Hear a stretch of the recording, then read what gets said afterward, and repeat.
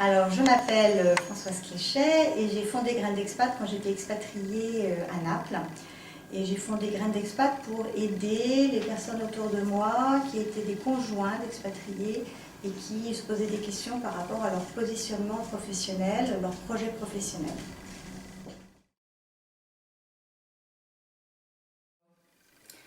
Alors là, c'est rigolo parce qu'en fait, j'ai eu un déclic il y a une quinzaine d'années à peu près. J'étais dans une formation en développement personnel. Et pendant la formation, c'est devenu mais vraiment une évidence que j'avais envie de me mettre à la place de la personne qui animait la formation. Alors c'était quand même une formation en ressources humaines, complètement différente de ce que je connaissais, qui était moi quand même beaucoup plus technique, beaucoup plus scientifique. Donc sur le coup, je me suis dit, mais c'est pas possible pour moi, je serais pas légitime, je serais pas crédible dans ce métier-là. Mais c'est quand même resté en arrière-plan pendant plusieurs années, euh, comme une possibilité pour moi de m'orienter vers ça, et j'ai continué. Déjà, j'ai beaucoup été accompagnée déjà dans ma prise de décision de me former au coaching. J'en ai pas mal discuté autour de moi et à un moment donné, j'ai réalisé qu'il fallait que je prenne une décision en fait de me former au coaching et donc de dépenser une partie de ce que je gagnais pour me former au coaching.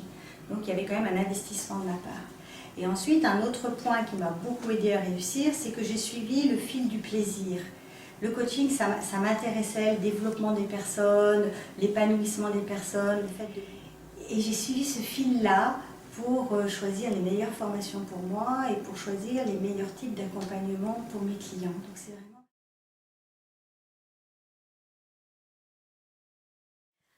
Alors ça, c'est une super question.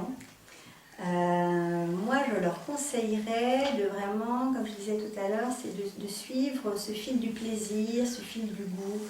Qu'est-ce qui les intéresse?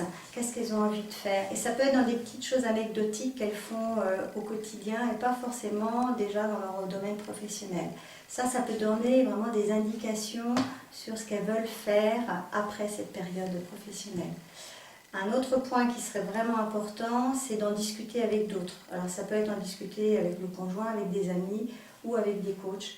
Se faire accompagner pour avoir un autre regard, confronter ce qu'on a envie de faire avec d'autres personnes, ça c'est aussi très très aidant.